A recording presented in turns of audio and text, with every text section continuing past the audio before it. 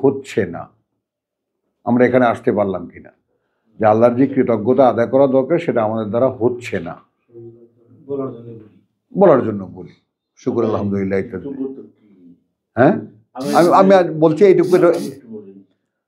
আমি একটা জিনিস পাইলাম, হ্যাঁ পাই আমি যদি কৃতজ্ঞ হই, হ্যাঁ আগের জিনিসটা আমি পাইছি, হ্যাঁ এইটা আমার বুঝতে হবে, আমি পাইলাম। হ্যাঁ আমি কি পাইলাম? একটা অমূল্য ধনের রত্ন কিছুটা পাইলাম। হ্যাঁ পাইয়া আমি কৃতজ্ঞ হইলাম। হ্যাঁ কৃতজ্ঞ হওয়ার পরে যে আমি আমার এক্সপ্রেশন, হ্যাঁ in body expression and sound expression, যাই হোক, হ্যাঁ এই জিনিসটা আমাদের মধ্যে নাই। নাই, কারণ নাই, আমরা যা পাইছি, এই যে পাইছি, হ্যাঁ এটা বুঝতেছি না, মূল্যায়ন করতে পারছি না। হ্যাঁ, এটা তো এখন ভাই জানা একটু গোড়ায় ধরাই। আপনি এত অসাধারণ একটা কথা বলেছেন। গোড়াটা কি? আমরা যে জীবনটা পেয়েছি এটার জন্যও তো কোনো কৃতজ্ঞতা। কালিলাম মাতাস করুন, শুনতে পারো, দেখতে পারো, বুঝতে পারো, কি করে পারো? কখনো এর কোনো কৃতজ্ঞতা আদায় করেছো? ওটা তো সারা কোরআনে ছড়ানোই আছে যে অকৃতজ্ঞ আমরা কেন। কারণ যেই বাস্তবতা বা যেই দেহটা বা যেই অস্তিত্বের উপরে আমরা কোরআনকে নিচ্ছি, সেই অস্তিত্বটার সম্পর্কেই তো কোনো কৃতজ্ঞতা নেই। বোঝেন নাই কথাটা? খাচ্ছি, স্বাদ পাচ্ছি, কথা বুঝছেন, শুনতে পারছি। আচ্ছা, দেখি একটা মানুষ শুনতে পায় না, আহা কত কষ্ট। একটা মানুষ দেখতে পায় না, কত কষ্ট তার। কথা বলছি, হ্যাঁ, না এটা কৃতজ্ঞতা, নিশ্চয়ই কৃতজ্ঞতা, আমি এটা বলছি না, কিন্তু এটা কি ঠিক উপলব্ধির সঙ্গে আসে? আলহামদুলিল্লাহ, হ্যাঁ আলহামদুলিল্লাহ, হ্যাঁ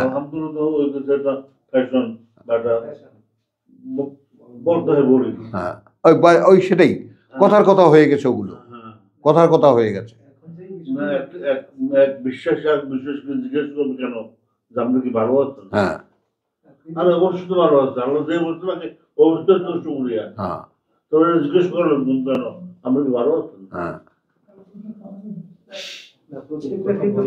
মুখের যে একটা ভাষা আমরা বলি, এটা তো আমার কাছে কৃতজ্ঞতা মনে হয় না। একটা মানুষ অন্ধ দেখলাম, আল্লাহর কাছে কৃতজ্ঞ আমাকে দিলেন। আমি মনে করি যে প্রত্যেকটা মানুষ যদি কোরআনের সাথে সবসময় লেগে থাকে, যে এটা হলো সবগুলি কৃতজ্ঞতা একসাথে আসে আর না।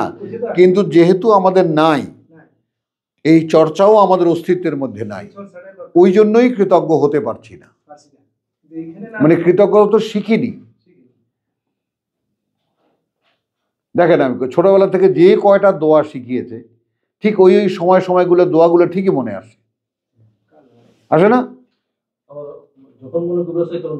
হ্যাঁ তখন ভুলে যায়, হ্যাঁ, কিন্তু দোয়াগুলো ঠিকই মনে।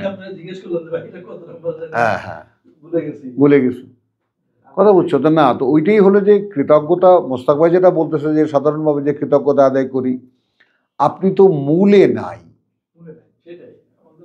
আমার মানে আলগা শেকড়ের সাথে সম্পর্ক নেই, আর যেটা আছে সেটা একটা প্লাস্টিকের গাছের মতো, কথা বুঝছেন? নিষ্প্রাণ এই সমাজ, এই নিষ্প্রাণ অবিশ্বাসী এই সমাজ, পরকাল বিশ্বাসী নয়, আল্লাহ বিশ্বাস করে একজন আছেন এই হিসেবে, কথা বুঝছেন? আমরাও তারই সদস্য। না, দায় থাকা না, মানে এটা একটা কালচার। শোনো না, তুমি সংস্কৃত বলতে যেটা বুঝায়, সেই কালচারটার যদি ভেদটা তুমি বোঝো, যে কালচারটা হয় কোত্থেকে। একটা জাতি যখন একসাথে থেকে মোটামুটি একটা জীবননীতি অনুযায়ী চলতে থাকে, তখন তাদের বাড়তি ফেনা যেটা হয়, তখন এই ধীরে ধীরে ভাই খাইলে বলতে হয় আলহামদুলিল্লাহ, কাউকে সাথে দেখা হইতে পারে সালাম আলাইকুম, এটা একটা কালচার। এইটা আল্লাহর কৃতজ্ঞতা না ভাই, এটাকেই বলতেছে আল্লাহ কৃতজ্ঞতা। হ্যাঁ, এটা কৃতজ্ঞতা না। দেখেন মোস্তাক ভাই, আমি এটা কোনো আপনার কিছু চাপিয়ে দিচ্ছি না, আমি বলছি যে আমরা আমাদেরকে ইভ্যালুয়েট করছি, খুঁজে পাতে চেষ্টা করছি যে আমরা কোন রসাতলে আছি। অদৃশ্য আল্লাহর প্রতি কৃতজ্ঞতা মানে দেখানো, সেটা একটা সামথিং। কিন্তু আমাকে কি একজন 5 টাকার উপহার করলো, আমি তো সঙ্গে সঙ্গে দেখি, চোখে দেখা, ওনাকে থ্যাঙ্কস দিতে দিই, এটা হয়। কিন্তু আল্লাহ যে আমাকে সৃষ্টি করে খাওয়ায় রাখতেছেন, এটা তো আমার উপলব্ধি নেই। আমি কেমনে প্রকাশমান না, এটা আমার অন্তর বিষয়। আমি কৃতজ্ঞ কিনা সেটা আমি অনুভব করি। হুম। আমি যদি অনুভব করি একা একা যে আসলে আমি এই জিনিসটা পাইছি, আমি আমার কাছে কৃতজ্ঞ, তখন মনে হয় হ্যাঁ সেটা যদি এই তখন যেটা মনে হয় ওইটা কৃতজ্ঞতা। আর ভাই যেটা বলছে এটা হাঁটতেছি জাতীয় কৃতজ্ঞতা। না, যেমন এই যে দেখুন, আমি আজকে হ্যাঁ, সবাই তো আমরা এটা করি। আমি রাস্তার ওই পাশ থেকে এই পারে আসছি, গাড়িটা ক্রস করতেছি, তো আমি দেখছি গাড়ি অনেক দূরে, কিন্তু আমি যখন এক পা ওই ক্রসিং এর উপর দিলাম, ঠিক আমার পাশ দিয়ে একটা প্রাইভেট কার গেল, মনে হলো আর 2 ইঞ্চি হলে তার গ্লাসটা আমার হাতে লাগতে হতো। বললো আল্লাহ তুমি রক্ষা করছো। মানে এমন স্পিড আসে না এই রাস্তায় গাড়ি, আল্লাহ তুমি রক্ষা করছো। তুমি সিগন্যাল ছাড়া রাস্তা পাড়ি দেবা না, মানে আমি দেখছি যে সিগন্যাল গাড়ি নাই, পাড়ি দেবা না। না, দেই- আমি আগে হাঁটতে গেলে সোজাসুজি রাস্তা পাড়াতাম, অনেক কান ধরেছি, কিন্তু তারপরে ফেরাতে পারিনি। আমাকে তো প্রতিদিনই রাস্তায় গাড়ির রাইট আগে আমার লাইফ এরকম যদি হয় যে আমার মানে আমার অনেক ক্রাইসিস আছে, অনেক জায়গায় অনেক সমস্যা আছে, যে সমস্যাগুলো সমাধান আমি পৃথিবীর কারো থেকে আশা করি না হুম। বা আসতে পারে এরকম আমার ধারণা নেই, কিন্তু মানে প্রয়োজনের মুহূর্তে সেটা এসে উপস্থিত হয়। তখন কি আমি আল্লাহকে দেখবো না? আমি তো দেখলাম আল্লাহই আছে আমার জন্য। তো আলহামদুলিল্লাহ। তখন ওই যে এখন দেখো ওই মানে আমি যেটা বলতে চাইছি সেটা আরেকটু পরের কথা। অর্থাৎ তখন যে তুমি দেখলা যে তোমার ঠিক প্রয়োজনের মুহূর্তে ব্যাপারটা এসে গেল, হ্যাঁ এসে গেল, তুমি এটাও রিয়েলাইজ করলা যে আল্লাহই পাঠাইছেন এটা। আমার ধারণাই ছিল না যে কারো কাছ থেকে আসতে ওই যে লাম ইয়াহতাসিব, আমি এমন জায়গা থেকে তোমাকে জীবিকা দেওয়ার ধারণাও করতে পারবো না। তো এ তো হচ্ছে রীতিমতো আমাদের সকলের ব্যাপারে হচ্ছে কোনো না কোনো ভাবে। রিয়েলাইজ করি। হ্যাঁ, কিন্তু তারপরেও এখন দেখো যে তোমার বেলায় আরো একটা কঠিন কথা হলো যে এই যে আয়াত বলতে পারো, স্মরণ থাকে, কি ভয়ঙ্কর একবার, আমি তো রীতিমতো কেঁপে উঠি তোমাকে দেখে যে তোমাকে যারা ঢেলে দিচ্ছেন তুমি সামলাইতে পারবা কিনা। আব্দুল কাইয়ুম, সামলাইতে পারবা কিনা, সামলানো কঠিন। ওই যে আমার এক ভাই বলতো যে দেখ জমি কেনা খুব সহজ, কিন্তু জমি দখলে রাখা অসম্ভব প্রায়। আমার বন্ধু বান্ধবের কত জমি মানুষের খাচ্ছে, কিছুই করতে পারতেছে না, কিছুই করতে পারতেছে না। হ্যাঁ, কিছু করার নেই। এই ব্যাপারে আপনার কিছু শেখানোর কথা আল্লাহ আমাকে শিখিয়েছেন। আমিন। যে আল্লাহ এরকম 10টা পৃথিবী বা 100টা পৃথিবী তুমি নিয়ে নাও আমাদের যা, এখান থেকে বঞ্চিত করো না, আমাকে বঞ্চিত করো না, ব্যাস। এরকম চাওয়াগুলো আমার আছে আলহামদুলিল্লাহ। আমিন, আলহামদুলিল্লাহ। মানে ওইটাই যে ফিয়াজ ভাই, মানে কি আবেগটা কোন জায়গাটা জানেন, এই যে আমি একটু পড়তে পারি, আমি একটু বুঝতে পারি, এইখানে কদিন পরে আমি পারি এটা কিন্তু আমি দেখি না। 20 বছর 30 বছর মুখে মুখে কথাবার্তায় বলি, সেটা বলি যে একটা পরিসংখ্যান পাওয়া যায় যে 1985 সাল থেকে শুরু করেছি বা 90 থেকে শুরু করেছি, এখন তো গুনলেও 30-35 বছর চলে যায়। তখন থেকেই তো গাইবান্ধায় আমি পড়ি, একই কাজ করি। তো এই যে বুঝতে পারা, এই বুঝতে পারার ব্যাপারে উপলব্ধিটার যে কীরকম, যে প্রভু এই কি সম্ভব আসলে একটা মানুষের পক্ষে। এই আমি তো একসময় ভাবতাম যে কোরআন পড়ে বোঝা যায়,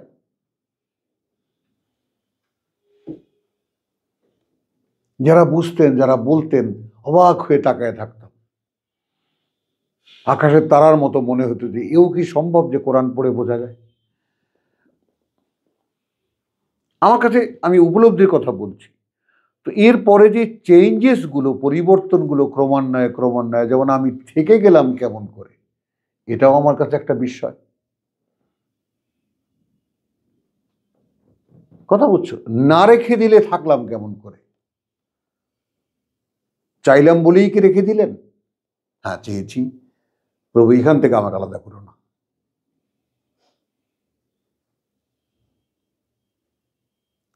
তো এই যে বিষয়টা, সেই কৃতজ্ঞতা আমি খুঁজছি। কারণ আমি মনে করো যে সেই প্রথম যখন সূরা লোকমান আমি পড়ি, তখন আমার মনে খটকা লাগে, কিছু কিছু কোরআনে কিছু কিছু খটকা আছে আমার কাছে। এটা তুমিও বুঝে নাও এবং এটা নিয়ে ভাবতে থাকো, চিন্তা করতে থাকো। এই খটকাগুলো খুব সহজে নিরসনের নয়। যেমন আল্লাহ যদি বলে থাকেন যে ওয়ালাকাদ আতাইনা লোকমান আল হিকমা,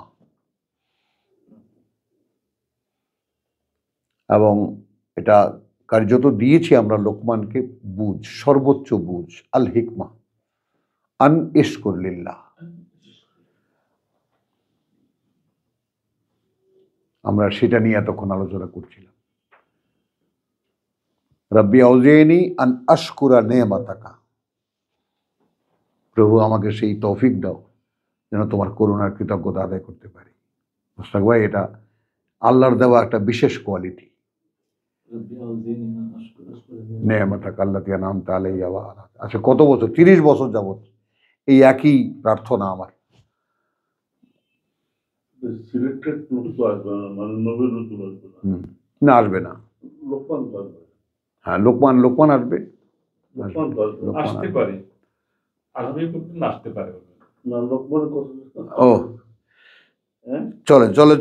এই জন্য বলতেছি যে 1400 বছর তো হয়ে গেল, লোকমান যদি আসতো, তুমি এখনো 1400 বছর, 1500 বছর পার হয়ে যায়। হ্যাঁ, 1500 বছর। মানে একজন লোকমান যদি আসতেন, আসতে কিনা আল্লাহ জানেন, তো আমরা তো দেখতে পাচ্ছি না। কি ভাই, হ্যাঁ, বলা যায় এভাবে? আমরা তো খুঁজে পাই যদি না। একজন লোকমান আসতেন এরপরে, মোহাম্মদ সাল্লাল্লাহু আলাইহি ওয়াসাল্লামের পরে, তাহলে আমরা বুঝতে পারতাম না? হ্যাঁ, নিশ্চয়ই বুঝতে পারতাম, নিশ্চয়ই আমরা তো বুঝতে শুনি জালালউদ্দিন, মানে না, মানে হ্যাঁ, রুমি, হ্যাঁ, এই ধরনের লোকদের ইয়ে শুনি না, কিন্তু ওনাদের যে কর্ম, হুম। সেগুলা বড়ই মানে ধোঁয়াশাপূর্ণ। ধোঁয়াশাপূর্ণ। ওই যে মিসগাইডেড তারা। লোকমান তো কোনো কামের কাছে যায় নাই। লোকমান তার সন্তানকে শুধু প্রস্তুত করছে। না, ঠিক আছে, কারণ লোকমান সম্পর্কে না বোঝে মুস্তাফা ভাই, লোকমান সম্পর্কে যে সমস্ত কথাবার্তা চালু আছে, আমি কথাটা বলছি, লোকমান কিন্তু বহুকাল যাবতই বিশ্বাসী অবিশ্বাসের মাঝখানে একটা প্রমাণ। লোকমান একটা গল্প গোটা আরব এলাকায়। আমরা জানি লোকমান হেকিম। আমরা ছোটবেলায় কি শুনছি? জবাই করলে এটা সেলাই করে দিতে পারত। অথচ লোকমান ইজ এ ফিলসফার, দার্শনিক। এবং বড় বড় ওস্তাদের মুখে এটাও শুনেছি যে তিনি কোনো নবীর উম্মত না, কোনো নবুয়তের অনুসারী না, কিন্তু কোরআন সেটা সায় দেয় না। কারণ আকিমুস সালাতে কথা বলতেই পারে না। ফাসবির মা আসাবাকা, যাই তোমার উপরে আসুক তুমি অবিচল থাকবো অবস্থানে। এটা রেসালাতের শিক্ষা। এটা কিছুতেই একজন মানুষের উপলব্ধি, তাহলে উপলব্ধি থেকে আসতে পারে। কারণ যেহেতু আল্লাহ যদি বলে থাকেন যে ওয়ালাকাদ আতাইনা লোকমান আল হিকমা আন ইশকুর লিল্লাহ, কৃতজ্ঞতা আমি তাকে শিখিয়েছি। তাহলে এখন যখন আমরা দুজন ব্যক্তিত্ব, একজন লোকমানকে দেখি, আল্লাহ তাকে উদ্দেশ্য করে বলছেন যে আমি তাকে কৃতজ্ঞতা শিখিয়েছি, আর আমি তাকে বুঝ দিয়েছি, এই যে তুমি কৃতজ্ঞ হও আল্লাহ। তাহলে সব পাওয়া ওইখানে, যদি কৃতজ্ঞ হতে পারি, বুঝছো? এটার এমফেসিস কোথায় পাই, এর জোর কোথায় পাই? যখন দেখি সুলাইমান বলতেছে রাব্বি আউজিনি আন আশকুরা নি'মাতাকা, প্রভু আমাকে সেই ক্ষমতা দাও বা তৌফিক দাও যেন আমি কৃতজ্ঞতা আদায় করতে পারি যে করুণা তুমি আমার উপরে করেছো এবং আমার পিতার উপরে করেছো। দেখেন, এই প্রার্থনাই কন্টিনিউ করছে কিভাবে? যে রাব্বি আউজিনি আন আশকুরা নি'মাতাকা আল্লাতী আন'আমতা আলাইয়া ওয়া আলা ওয়ালিদাইয়া ওয়া আন আমালা সালিহান, এবং যেন আমি এমন একটি কাজ করতে পারি তারদাহু, এবং এইটা আমাকে কোরআনে ধরে রেখেছে। তারদাহু, যেন তুমি সন্তুষ্ট হও।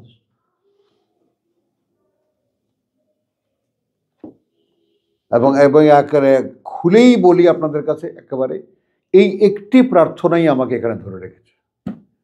আমি আর কোনো কাজ খুঁজে পাই না যে কাজটা আল্লাহ সন্তুষ্ট হবে। বলতে পারছি খুব স্থূলভাবে, একেবারে দৃশ্যমানভাবে, যে কোনোভাবে আহসানুল ইবাদতে তিলাওয়াতুল কোরআন, ধর্ম ও স্বীকৃতি দিচ্ছে সর্বত্র ইবাদত কোরআনের অধ্যয়ন বা কোরআনের তেলাওয়াত।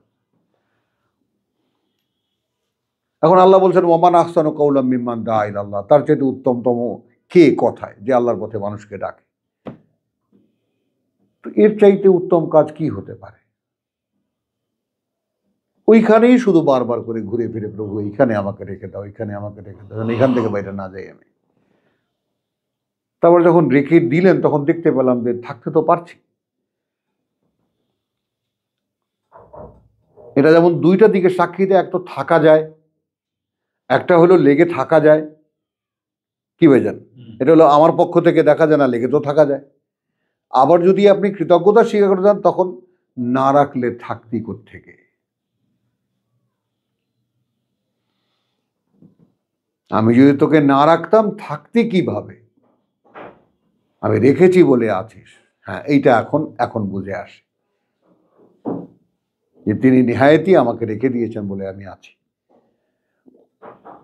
ওইটা কৃতজ্ঞতা। চলি আমরা আবার সূরা কাহফের আয়াত 29।